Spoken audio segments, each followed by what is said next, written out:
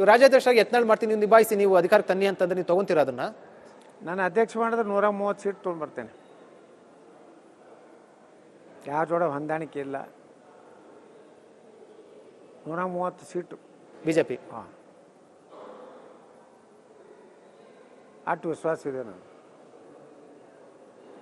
ವಿಜೇಂದ್ರ ಯಡಿಯೂರಪ್ಪ ಇಲ್ದೇನೆ, ವಿಜೇಂದ್ರ ಯಡಿಯೂರಪ್ಪ ಬೆಂಬಲ ಇಲ್ಲದೆ 130 ಸೀಟ್ ನೋಡಿ, ತರ್ತೀರಾ? ನಾನು 130 ಸೀಟ್ ತರ್ತೀನಿ, ಇಷ್ಟೇ ಹೇಳ್ತೀನಿ. ಯಾರು ಬೆಂಬಲ ಕೊಡ್ಬೋದು ಬಿಡ್ಬೋದು. ರಾಜ್ಯದ ಜನ ಯಾರು ಬೆನ್ನೂ ಇಲ್ಲ. ಅವ್ರು ಬೇಕಾಗಿದ್ದು ಒಬ್ಬ ಒಳ್ಳೆ ಲೀಡ್ರು, ಒಂದು ಹಿಂದುತ್ವ ಪರವಾಗಿರೋ ಲೀಡ್ರ್ ಬೇಕಾಗಿತ್ತು ಈಗ ಕರ್ನಾಟಕ. ಅವ್ರ ಜನರ ವಿಶ್ವಾಸ ಇದೆ ನನ್ನ ಮೇಲೆ. ಯತ್ನಾಳ್ ಕರ್ನಾಟಕದಲ್ಲಿ ಒಬ್ಬ ಒಳ್ಳೆ ಲೀಡ್ರ್ ಅನ್ನೋದು, ಇದನ್ನು ನಾನು ಕಾಯ್ಕೊಂಡು ಬಂದಿದ್ದೇನೆ. ಕೊಡಲಿ ನನ್ನ ಕೈಲಿ 130 ಸೀಟ್ ತರ್ತೇನೆ. 130 ಸೀಟು 100%. ಇಂದೋಳು ಆಗಲಿಲ್ಲ ಅಂತಂದ್ರೆ? ಆಗಲಿಲ್ಲ ಅಂತಂದ್ರೆ ಆಗ್ಲಿಕ್ಕಂದ್ರೆ ರಾಜಕೀಯ ನಿವೃತ್ತಿ ಆಗ್ತೇನೆ. ಓ, ನಮ್ಮ ಸರ್ಕಾರ ಮೆಜಾರಿಟಿ ಬರದೇ ಇದ್ರೆ ರಾಜಕೀಯ ನಿವೃತ್ತಿ ಆಗ್ತೇನೆ. ಒಂದು ಸೀಟ್ ಆ ಕಡೆ ಈ ಕಡೆನೂ ಆಗ್ಬೋದು. ಅದರ ಅರ್ಥ ಕರ್ನಾಟಕದಲ್ಲಿ BJP ಅಧಿಕಾರ ತರ್ತೇನೆ. ಅಧಿಕಾರ ತರದೇ ಏನಾದರೂ ವಿಫಲ ಆದಂದರೆ ನಿವೃತ್ತಿ ಆಗ್ತೇನೆ. ಯಾವ ಹುದ್ದೆಯಲ್ಲೂ ಮುಂದುವರಿದಿಲ್ಲ. ಇದನ್ನ ಸವಾಲು ಅಂತ ತಗೊಳ್ಳಿ, ಸಲಹೆ ಅಂತಾದ್ರೂ ಕೊಡಿ ಅಂತ ಹೇಳಿದ್ರೆ ನೀವು ಹೈಕಮಾಂಡ್ಗೆ, ಹೆಂಗಾದ್ರೂ ತಗೊಳ್ಳಿ ಅವರು? ಹಂಗ ತಗೊಳ್ಳಿ. ಅಷ್ಟು ವಿಶ್ವಾಸ ಇವತ್ತು ಜನರ ನನ್ನ ಮೇಲೆ ಇದೆ. ನಾನು ದುಡ್ಡು ಕೊಟ್ಟು ಜನರು ಸೇರಿಸೋದಿಲ್ಲ. ಜನ ಸ್ವಯಂ ಪ್ರೇರಣೆಯಿಂದ ನಮ್ಮ ವಿಚಾರಗಳ ಕೇಳಕ್ಕೆ ಬರ್ತಾರೆ. ಇದ್ರ ಮ್ಯಾಗಿಂದ ತಿಳ್ಕೊಬೇಕು. ಕೆಲವು ಮಂದಿ ದುಡ್ಡು ಕೊಟ್ಟರು ಜನ ಬರೋದಿಲ್ಲ. 10,000 ಮಂದಿನ ತರಬೇಕಂತ ದುಡ್ಡು ಕೊಟ್ಟಿರ್ತಾರೆ, 1,000 ಮಂದಿ ಬರ್ತಾರೆ. ಈ ವಿಜೇಂದ್ರ ಕಡೆ ಹೋಗ್ಬೇಕಾದ್ರೆ ಮುಂದಿನ ಮುಖ್ಯಮಂತ್ರಿ ಅಂತಾರೆ. ಅವ್ರಿಗೆ ನೋಡ್ರಿ, ಹೊಗಳ ಭಟ್ರು ಇದ್ದೇ ಇರ್ತಾರೆ. ಹೊಗಳ ಭಟ್ರು ಎಲ್ಲ ಪಾರ್ಟಿಯಾಗ ಅದಾರೆ. ರಾಜ ಮಹಾರಾಜರ ಕಾಲಕ್ಕೂ ಹೊಗಳ ಭಟ್ರಿದ್ರು, ಬ್ರಿಟಿಷರ ಕಾಲಕ್ಕೂ ಹೊಗಳ ಭಟ್ರಿದ್ರು, ಹಾಗೆ ಇದ್ದೇ ಇರ್ತಾರೆ. ಹೊಗಳ ಭಟ್ರ ಸುತ್ತು ಹೊರದು ಬಿಟ್ರೆ ಆ ನಾಯಕತ್ವ ಮುಗಿತ ತಿಳ್ಕೊಬೇಕು. ಇದೇ ಮತ್ತೆ ನಾ ಹೇಳ್ದಲ್ಲ, 130 ಸೀಟ್ ತಂದ್ಕೊಡ್ತೀನಿ, ಅಧಿಕಾರ ತರ್ತೀನಿ, ಆ ತಾಕತ್ತಿದೆ ಅಂತ. ಇದೇ ಮತ್ತೆ ಹೈಕಮಾಂಡ್ ಹತ್ರ ಹೇಳಿದಿರಾ? ಹೈಕಮಾಂಡಿಗೆ ಯಾವಾಗ ಕೇಳ್ತಾರೆ ಅವಾಗ ಹೇಳ್ತೇನೆ. ಅವ್ರು ಇನ್ನೂವರೆಗೆ ಕೇಳಿಲ್ಲ, ನಾ ಹೇಳಿಲ್ಲ. ಇದು ಯತ್ನಾಳ್ ಅವರ ಸಂಪೂರ್ಣ ಸಂದರ್ಶನ ಆಗಿತ್ತು. ಅವ್ರು ನೇರವಾಗಿ ಹೇಳಿದ್ರು, ನಾನು ಯಾವುದೇ ವ್ಯಕ್ತಿ ಅಂದರೆ ಪಕ್ಷದ ವಿರುದ್ಧ ಮಾತಾಡ್ತಾ ಇಲ್ಲ, ಒಂದಷ್ಟು ಸಿದ್ಧಾಂತಗಳ ಸಂಬಂಧಪಟ್ಟಂತೆ, ಒಂದಷ್ಟು ವಿಚಾರಗಳ ಸಂಬಂಧಪಟ್ಟಂತೆ ವ್ಯಕ್ತಿಗಳ ಬಗ್ಗೆ ಮಾತಾಡಿರುವಂಥದ್ದು. ಈಗಲೂ ಕೂಡ ರಾಜ್ಯಾಧ್ಯಕ್ಷ ಸ್ಥಾನ ಕೊಡಲಿ, 130 ಸ್ಥಾನ ನಾನು ಗೆದ್ದು ತೋರಿಸ್ತೀನಿ ಅಂತ ಸವಾಲು ರೀತಿಯಲ್ಲಿ ಕೂಡ ಅದು ಪಕ್ಷಕ್ಕೆ ಒಂದು ಸಲಹೆಯನ್ನು ಕೊಟ್ಟಿರುವಂಥದ್ದು. ಒಂದು ರೀತಿಯಲ್ಲಿ ಅದು ಪಕ್ಷದ ಹೈಕಮಾಂಡ್ ಕೂಡ ಹೇಳಿರುವಂಥದ್ದು. ನೋಡಬೇಕು ಪಕ್ಷದ ಹೈಕಮಾಂಡ್ ಏನು ತೀರ್ಮಾನ ಕೈಗೊಳ್ಳುತ್ತೆ ಅಂತ. ಆದರೆ ಒಂದಂತೂ ಬಹಳ ಸ್ಪಷ್ಟ, ಯತ್ನಾಳ್ ಅವರ ಒಂದಷ್ಟು ಹೇಳಿಕೆಗಳೇನಿದೆ ಪಕ್ಷದ ಒಳಗಡೆ ನಾನಾ ರೀತಿಯ ಚರ್ಚೆಯ ವಿಚಾರ ಆಗಿರುವಂಥದ್ದು.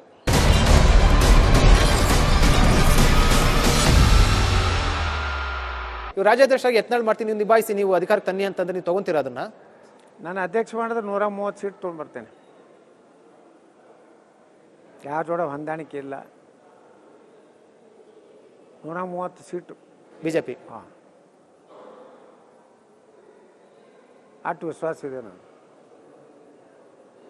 ವಿಜೇಂದ್ರ ಯಡಿಯೂರಪ್ಪ ಇಲ್ದೇನೆ, ವಿಜೇಂದ್ರ ಯಡಿಯೂರಪ್ಪ ಬೆಂಬಲ ಇಲ್ಲದೆ 130 ಸೀಟ್ ತರ್ತೀನಿ. ನಾನು 130 ಸೀಟ್ ತರ್ತೀನಿ, ಇಷ್ಟೇ ಹೇಳ್ತೀನಿ.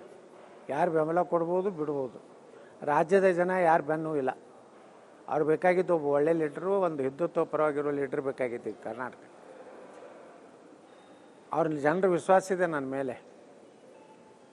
ಯತ್ನಾಳ್ ಕರ್ನಾಟಕದಲ್ಲಿ ಒಬ್ಬ ಒಳ್ಳೆ ಲೀಡ್ರ್ ಅನ್ನೋದು, ಇದನ್ನು ನಾನು ಕಾಯ್ಕೊಂಡು ಬಂದಿದ್ದೇನೆ. ಕೊಡಲಿ ನನ್ನ ಕೈಲಿ 130 ಸೀಟ್ ತರ್ತೇನೆ. 130 ಸೀಟು 100%. ಇಂದೋಳು ಆಗಲಿಲ್ಲ ಅಂತಂದ್ರೆ? ಆಗ್ಲಿಕ್ಕಂದ್ರೆ ರಾಜಕೀಯ ನಿವೃತ್ತಿ ಆಗ್ತೇನೆ. ಓ, ನಮ್ಮ ಸರ್ಕಾರ ಮೆಜಾರಿಟಿ ಬರದೇ ಇದ್ರೆ ರಾಜಕೀಯ ನಿವೃತ್ತಿ ಆಗ್ತೇನೆ. ಒಂದು ಸೀಟ್ ಆ ಕಡೆ ಈ ಕಡೆನೂ ಆಗ್ಬೋದು. ಅದರ ಅರ್ಥ ಕರ್ನಾಟಕದಲ್ಲಿ BJP ಅಧಿಕಾರ ತರ್ತೇನೆ.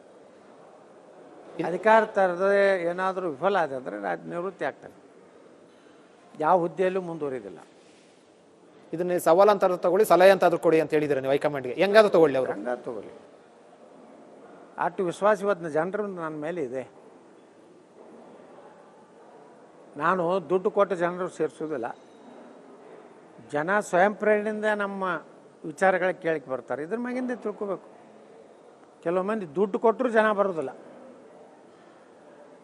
10,000 ಮಂದಿನ ತರಬೇಕಂತ ದುಡ್ಡು ಕೊಟ್ಟಿರ್ತಾರೆ, 1,000 ಮಂದಿ ಬರ್ತಾರೆ. ಈ ವಿಜೇಂದ್ರ ಕಡೆ ಹೋಗ್ಬೇಕಾದ್ರೆ ಮುಂದಿನ ಮುಖ್ಯಮಂತ್ರಿ ಅಂತಾರೆ. ಅವ್ರಿಗೆ ನೋಡ್ರಿ, ಹೊಗಳ ಭಟ್ರು ಇದ್ದೇ ಇರ್ತಾರೆ.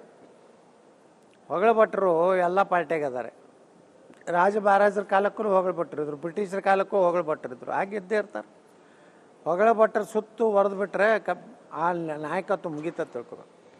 ಇದೇ ಮತ್ತೆ ನಾ ಹೇಳ್ದಲ್ಲ 130 ಸೀಟ್ ತಂದ್ಕೊಡ್ತೀನಿ, ಅಧಿಕಾರಕ್ಕೆ ತರ್ತೀನಿ, ಆ ತಾಕತ್ತಿದೆ ಅಂತ. ಇದೇ ಮತ್ತೆ ಹೈಕಮಾಂಡ್ ಹತ್ರ ಹೇಳಿದಿರಾ? ಇದೇ ಮತ್ತೆ ಹೈಕಮಾಂಡ್ ಹತ್ರ ಹೇಳಿದಿರಾ? ಹೈಕಮಾಂಡಿಗೆ ಯಾವಾಗ ಕೇಳ್ತಾರೆ ಅವಾಗ ಹೇಳ್ತೇನೆ. ಅವ್ರು ಇನ್ನೂವರೆಗೆ ಕೇಳಿಲ್ಲ, ನಾ ಹೇಳಿಲ್ಲ. ಇದು ಯತ್ನಾಳ್ ಅವರ ಸಂಪೂರ್ಣ ಸಂದರ್ಶನ ಆಗಿತ್ತು. ಅವ್ರು ನೇರವಾಗಿ ಹೇಳಿದ್ರು, ನಾನು ಯಾವುದೇ ವ್ಯಕ್ತಿ ಅಂದರೆ ಪಕ್ಷದ ವಿರುದ್ಧ ಮಾತಾಡ್ತಾ ಇಲ್ಲ, ಒಂದಷ್ಟು ಸಿದ್ಧಾಂತಗಳ ಸಂಬಂಧಪಟ್ಟಂತೆ, ಒಂದಷ್ಟು ವಿಚಾರಗಳ ಸಂಬಂಧಪಟ್ಟಂತೆ ವ್ಯಕ್ತಿಗಳ ಬಗ್ಗೆ ಮಾತಾಡಿರುವಂಥದ್ದು.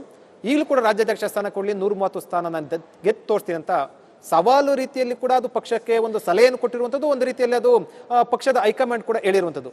ನೋಡಬೇಕು ಪಕ್ಷದ ಹೈಕಮಾಂಡ್ ಏನು ತೀರ್ಮಾನ ಕೈಗೊಳ್ಳುತ್ತೆ ಅಂತ. ಆದರೆ ಒಂದಂತೂ ಬಹಳ ಸ್ಪಷ್ಟ, ಯತ್ನಾಳ್ ಅವರ ಒಂದಷ್ಟು ಹೇಳಿಕೆಗಳೇನಿದೆ ಪಕ್ಷದ ಒಳಗಡೆ ನಾನಾ ರೀತಿಯ ಚರ್ಚೆಯ ವಿಚಾರ ಆಗಿರುವಂಥದ್ದು.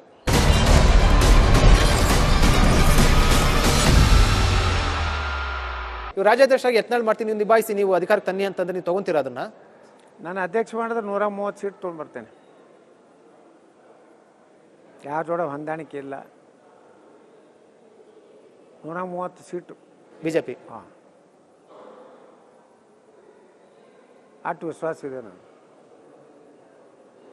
ವಿಜೇಂದ್ರ ಯಡಿಯೂರಪ್ಪ ಇಲ್ದೇನೆ, ವಿಜೇಂದ್ರ ಯಡಿಯೂರಪ್ಪ ಬೆಂಬಲ ಇಲ್ಲದೆ 130 ಸೀಟ್ ನೋಡಿ, ತರ್ತೀರಾ? ನಾನು 130 ಸೀಟ್ ತರ್ತೀನಿ, ಎಷ್ಟೇ ಹೇಳ್ತೀನಿ. ಯಾರು ಬೆಂಬಲ ಕೊಡ್ಬೋದು, ಬಿಡ್ಬೋದು. ರಾಜ್ಯದ ಜನ ಯಾರು ಬೆನ್ನೂ ಇಲ್ಲ. ಅವ್ರು ಬೇಕಾಗಿದ್ದು ಒಬ್ಬ ಒಳ್ಳೆ ಲೀಡ್ರು, ಒಂದು ಹಿಂದುತ್ವ ಪರವಾಗಿರೋ ಲೀಡ್ರ್ ಬೇಕಾಗಿತ್ತು ಈಗ ಕರ್ನಾಟಕ. ಅವ್ರ ಜನರ ವಿಶ್ವಾಸ ಇದೆ ನನ್ನ ಮೇಲೆ. ಯತ್ನಾಳ್ ಕರ್ನಾಟಕದಲ್ಲಿ ಒಬ್ಬ ಒಳ್ಳೆ ಲೀಡ್ರ್ ಅನ್ನೋದು, ಇದನ್ನು ನಾನು ಕಾಯ್ಕೊಂಡು ಬಂದಿದ್ದೇನೆ. ಕೊಡಲಿ ನನ್ನ ಕೈಲಿ 130 ಸೀಟ್ ತರ್ತೇನೆ. 130 ಸೀಟು 100%. ಇಂದೋಳು ಆಗಲಿಲ್ಲ ಅಂತಂದ್ರೆ? ಆಗಲಿಲ್ಲ ಅಂತಂದ್ರೆ ಆಗ್ಲಿಕ್ಕಂದ್ರೆ ರಾಜಕೀಯ ನಿವೃತ್ತಿ ಆಗ್ತೇನೆ. ಓ, ನಮ್ಮ ಸರ್ಕಾರ ಮೆಜಾರಿಟಿ ಬರದೇ ಇದ್ರೆ ರಾಜಕೀಯ ನಿವೃತ್ತಿ ಆಗ್ತೇನೆ. ಒಂದು ಸೀಟ್ ಆ ಕಡೆ ಈ ಕಡೆನೂ ಆಗ್ಬೋದು. ಅದರ ಅರ್ಥ ಕರ್ನಾಟಕದಲ್ಲಿ BJP ಅಧಿಕಾರ ತರ್ತೇನೆ. ಅಧಿಕಾರ ತರದೆ ಏನಾದರೂ ವಿಫಲ ಆದ್ರೆ ನಿವೃತ್ತಿ ಆಗ್ತೇನೆ. ಯಾವ ಹುದ್ದೆಯಲ್ಲೂ ಮುಂದುವರಿದಿಲ್ಲ. ಇದನ್ನ ಸವಾಲು ಅಂತ ತಗೊಳ್ಳಿ, ಸಲಹೆ ಅಂತ ಕೊಡಿ ಅಂತ ಹೇಳಿದ್ರೆ ನೀವು ಹೈಕಮಾಂಡ್ಗೆ, ಹೆಂಗಾದ್ರೂ ತಗೊಳ್ಳಿ, ಅವರು ಹಂಗ ತಗೊಳ್ಳಿ. ಅಷ್ಟು ವಿಶ್ವಾಸ ಇವತ್ತು ಜನರು ನನ್ನ ಮೇಲೆ ಇದೆ. ನಾನು ದುಡ್ಡು ಕೊಟ್ಟು ಜನರು ಸೇರಿಸೋದಿಲ್ಲ.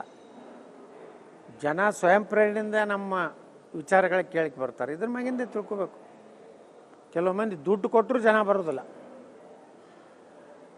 10,000 ಮಂದಿನ ತರಬೇಕಂತ ದುಡ್ಡು ಕೊಟ್ಟಿರ್ತಾರೆ, 1,000 ಮಂದಿ ಬರ್ತಾರೆ. ಈ ವಿಜೇಂದ್ರ ಎಲ್ಲ ಕಡೆ ಹೋಗ್ಬೇಕಾದ್ರೆ ಮುಂದಿನ ಮುಖ್ಯಮಂತ್ರಿ ಅಂತಾರೆ. ಅವ್ರಿಗೆ ನೋಡ್ರಿ, ಹೊಗಳಭಟ್ರು ಇದ್ದೇ ಇರ್ತಾರೆ. ಹೊಗಳಭಟ್ರು ಎಲ್ಲ ಪಾರ್ಟಿಯಾಗ ಅದಾರೆ. ರಾಜ ಮಹಾರಾಜರ ಕಾಲಕ್ಕೂ ಹೊಗಳಭಟ್ರಿದ್ರು, ಬ್ರಿಟಿಷರ ಕಾಲಕ್ಕೂ ಹೊಗಳಭಟ್ರಿದ್ರು, ಹಾಗೆ ಇದ್ದೇ ಇರ್ತಾರೆ. ಹೊಗಳಭಟ್ರ ಸುತ್ತು ಹೊಡೆದು ಬಿಟ್ರೆ ಆ ನಾಯಕತ್ವ ಮುಗಿತ ತಿಳ್ಕೊಬೇಕು. ಇದೇ ಮತ್ತೆ ನಾ ಹೇಳ್ದಲ್ಲ 130 ಸೀಟ್ ತಂದ್ಕೊಡ್ತೀನಿ, ಅಧಿಕಾರಕ್ಕೆ ತರ್ತೀನಿ, ಆ ತಾಕತ್ತಿದೆ ಅಂತ. ಇದೇ ಮತ್ತೆ ಹೈಕಮಾಂಡ್ ಹತ್ರ ಹೇಳಿದಿರಾ? ಇದೇ ಮತ್ತೆ ಹೈಕಮಾಂಡ್ ಹತ್ರ ಹೇಳಿದಿರಾ? ಹೈಕಮಾಂಡಿಗೆ ಯಾವಾಗ ಕೇಳ್ತಾರೆ ಅವಾಗ ಹೇಳ್ತೇನೆ. ಅವ್ರು ಇನ್ನೂವರೆಗೆ ಕೇಳಿಲ್ಲ, ನಾ ಹೇಳಿಲ್ಲ. ಇದು ಯತ್ನಾಳ್ ಅವರ ಸಂಪೂರ್ಣ ಸಂದರ್ಶನ ಆಗಿತ್ತು. ಅವ್ರು ನೇರವಾಗಿ ಹೇಳಿದ್ರು, ನಾನು ಯಾವುದೇ ವ್ಯಕ್ತಿ ಅಂದರೆ ಪಕ್ಷದ ವಿರುದ್ಧ ಮಾತಾಡ್ತಾ ಇಲ್ಲ, ಒಂದಷ್ಟು ಸಿದ್ಧಾಂತಗಳ ಸಂಬಂಧಪಟ್ಟಂತೆ, ಒಂದಷ್ಟು ವಿಚಾರಗಳ ಸಂಬಂಧಪಟ್ಟಂತೆ ವ್ಯಕ್ತಿಗಳ ಬಗ್ಗೆ ಮಾತಾಡಿರುವಂಥದ್ದು. ಈಗಲೂ ಕೂಡ ರಾಜ್ಯಾಧ್ಯಕ್ಷ ಸ್ಥಾನ ಕೊಡಲಿ, 130 ಸ್ಥಾನ ನಾನು ಗೆದ್ದು ತೋರಿಸ್ತೀನಿ ಅಂತ ಸವಾಲು ರೀತಿಯಲ್ಲಿ ಕೂಡ ಅದು ಪಕ್ಷಕ್ಕೆ ಒಂದು ಸಲಹೆಯನ್ನು ಕೊಟ್ಟಿರುವಂಥದ್ದು. ಒಂದು ರೀತಿಯಲ್ಲಿ ಅದು ಪಕ್ಷದ ಹೈಕಮಾಂಡ್ ಕೂಡ ಹೇಳಿರುವಂಥದ್ದು. ನೋಡಬೇಕು ಪಕ್ಷದ ಹೈಕಮಾಂಡ್ ಏನು ತೀರ್ಮಾನ ಕೈಗೊಳ್ಳುತ್ತೆ ಅಂತ. ಆದರೆ ಒಂದಂತೂ ಬಹಳ ಸ್ಪಷ್ಟ, ಯತ್ನಾಳ್ ಅವರ ಒಂದಷ್ಟು ಹೇಳಿಕೆಗಳೇನಿದೆ ಪಕ್ಷದ ಒಳಗಡೆ ನಾನಾ ರೀತಿಯ ಚರ್ಚೆಯ ವಿಚಾರ ಆಗಿರುವಂಥದ್ದು.